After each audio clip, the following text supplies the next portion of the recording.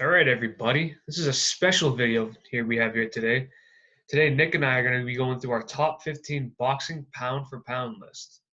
So the way this is going to work is that we have 15, we have a list of 15 that we don't know who we have at each spot, right?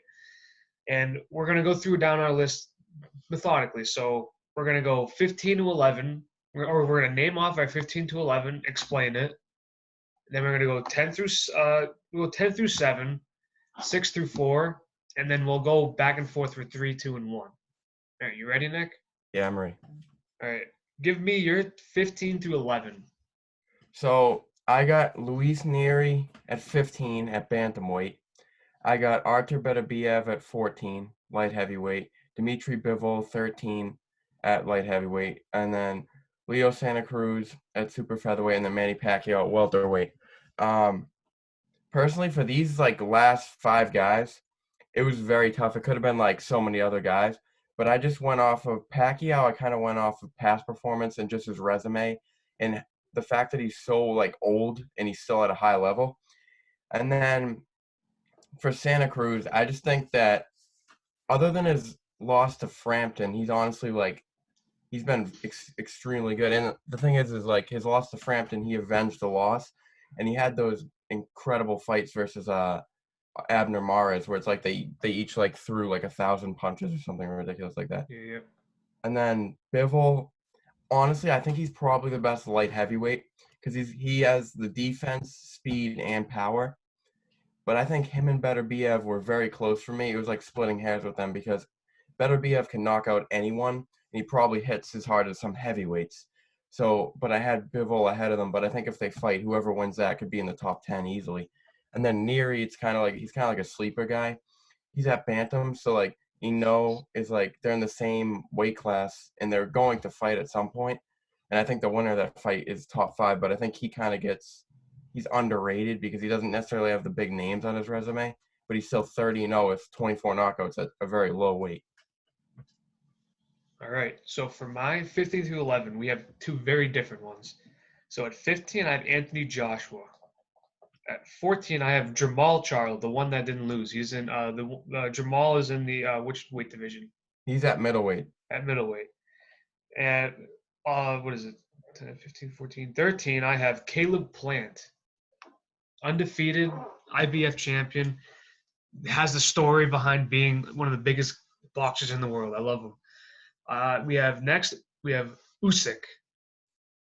And then to round off with 11, I have Josh Taylor. So AJ at 15 is because his last 2 fights against Andy Ruiz have not been the loss wasn't good at all. That's a fact. But then he avenged the loss, but he was kind of scared to fight Ruiz, if you ask me. I mean, he kind of just boxed someone at a lower weight. He wasn't going for the knockout or anything. He was just jabbing and moving. He wasn't really doing anything crazy. And for Charlo, he's just been dominant, really. I want to see him fight bigger and better now. I want to see him fight Jacobs, even though Jacobs moved up, but I would like to see that fight. And Caleb Plant, I love Caleb Plant just for his story. His daughter dies at a very young age, not even reaching the year 1. And he goes out. Before that, he was a mediocre boxer. But then he really pushed himself, and I think he's one of the top in the world right now. I saw his last fight. He dominated the guy. I don't remember exactly who he was against, but he was dominating. All right, then next I have Usyk. So Usyk would have been higher for me if he's fought in heavyweight against a decent opponent, because he has fought in heavyweight, but it was against some bum, right? Witherspoon, I think, or something like that. Yeah. So I mean, Usyk at cruiserweight was nonstop. He was unstoppable. I loved him there. Probably the greatest cruiserweight we'll ever see. I agree. And Josh Taylor, this one's kind of my throw-in. I like Josh Taylor. He's very fast. I feel like he's still very young too, right? Yeah, I think he's only 26, 27, right? Yeah, so I think he's got a bright future, and he's got the skill set to make problems. I agree. I mean, his last fight versus Prograis, I think he showed that he's one of the best in the world. But I didn't have him in my top 15. But he was definitely 16, 17. All right. So go through your 10 through 7. So at 10, I have Usyk, and the reason I put him here is he is at heavyweight, but I do think his skills will translate there versus good opponents. Now, I don't see him beating Fury. That's probably the only guy I realistically couldn't see him beating. I could actually see him beating Joshua because if he uses his boxing skills against Joshua and Joshua can't hit him or can't knock him out, I actually think he could outpoint Joshua, and I do believe he could knock out Wilder because I think Wilder would be swinging over him. He'd just come up with like an uppercut and just knock his teeth out. I would actually really like that. But at 9, I have AJ, Anthony Joshua. I wanted to put him a little bit lower, but at the same time, like his last performance versus Ruiz wasn't that good. But I think if he could beat like Pulev and then go on to beat like a Wilder or something, then fight Fury and do decent, I still think he's in top 10. I still like him there, but I feel like I'm a bit biased for that. And then at 8, I got Miguel Berchelt at super featherweight. He has one loss, but he hits like a truck, and he has like over 40 wins. And like every time I watch him, I think he fought Sosa last time, Jason Sosa, who's a pretty good fight. I think he fought Loma as well, like Sosa, I don't know if Sosa fought Loma, but I might be thinking of someone else. But he's actually like a title contender. Berchelt went in there and just blew through him in like 5 rounds. And then at are we going to 7 too? Yeah. All right, at 7, I have Tyson Fury. He's the highest ranked heavyweight on my list. For obvious reasons, he's clearly the best.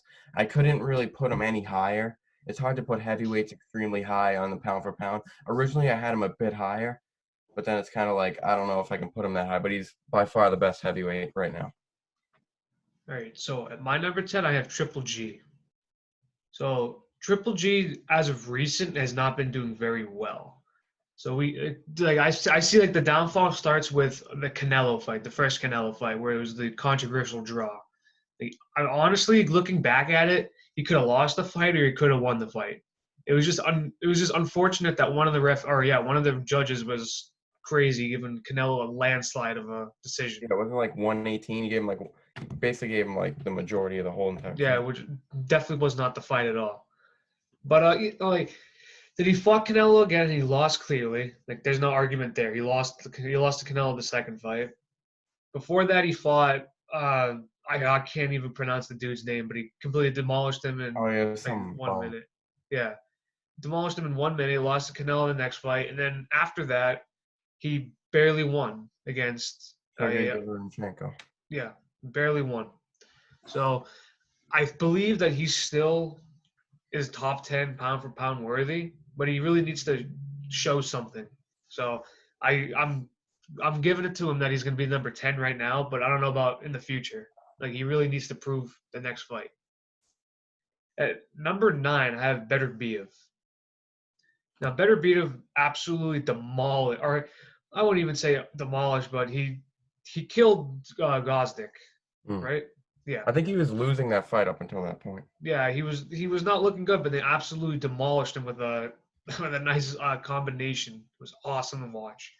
I think that with his age and such, he can really prove to be one of the top in that division. At number 8, I have Juan Francisco Estrada. Now this guy, he pops up on everybody's top 10 pound for pound list. So I almost felt like I needed to do this. And he does have a good resume. I believe he's something like 30-0 or something. He like undefeated on 30 wins or something like that. Good fighter. I'll give it to him that he gets his number 8 spot. And then for 7, we have the same one at Tyson Fury. My highest ranked heavyweight also because he's the best. The only reason why he's so low is because you can't really put heavyweights up at the top of pound for pound list because they're only good at being heavyweights. So. But yeah.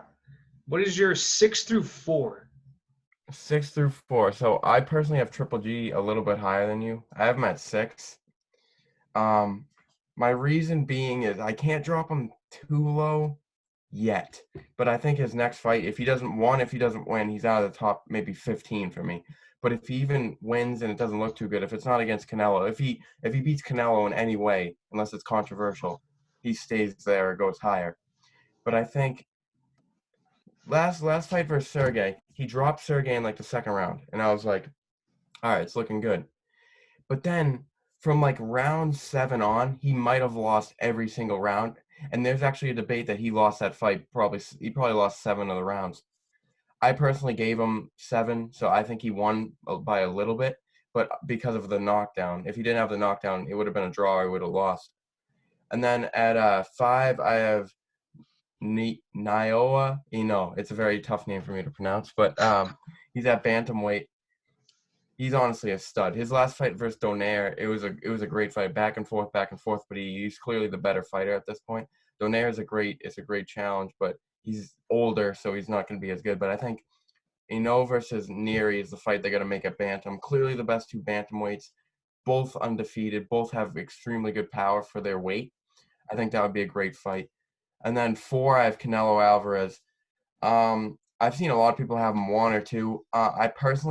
I like him, but I don't think he's as good as the next 3 guys that I have on my list. The next 3 guys I believe are like cream of the crop, and he's definitely close. And I was very impressed that he was able to go up to light heavyweight and beat Kovalev the way he did, like knocking him out. But I think I want to see him fight like another huge fight and win that, and then maybe I put him at 2 or 3. But as of right now, I got him at 4. All right, yeah, we have somewhat similar down to the end here. So number 6, I have Manny Pacquiao.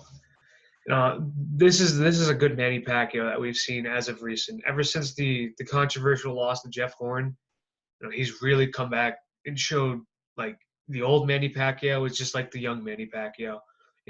He knocked out Lucas Matisse like nothing. He won the fight against Adrian Broner like nothing. He beat Keith Thurman like nothing. It was like Keith Thurman was coming off an injury, and Keith Thurman was looking like one of the top welterweights, right? Like I remember he was your guy, Keith Thurman. Yeah, he's my guy for a while. He's still like one of my guys, but he's not like. But then speaking of the welterweight, I have back-to-back welterweights here. So at 5, I have Spence Jr. Now Spence Jr. He's probably the best welterweight right now. Like there's no denying that. But there's somebody else that we'll talk about a little bit later. But Spence, he's proven to be so before the big question is he going to be able to beat the top guys at the division? He proved that against Sean Porter. He proved that against Kell Brook. He proved that against who else? I'm trying to think. Danny Garcia or not yet? Not yet, but that fight's coming up. Probably his next one. That's a tough right. fight to take off an injury, like off the car crash he was in. Yeah, yeah. That's the thing is he also had this car crash too, so we don't know how he's going to come back. But so far he's shown a lot of skill in the ring. I think he has the potential of being better than a Floyd Mayweather, maybe come down the line. We don't know, but we'll see. If he keeps undefeated, if he stays undefeated after this next fight, and then the next big fight that we'll be talking about after we do these lists, but it's something to really look forward to. At 4, I'm not even going to say his first name. I'll say Eno. Just like you said, everything you said about him is exactly what I say about him. His last fight for the Muhammad Ali trophy was unbelievable. Close, back and forth, punchy. It was awesome.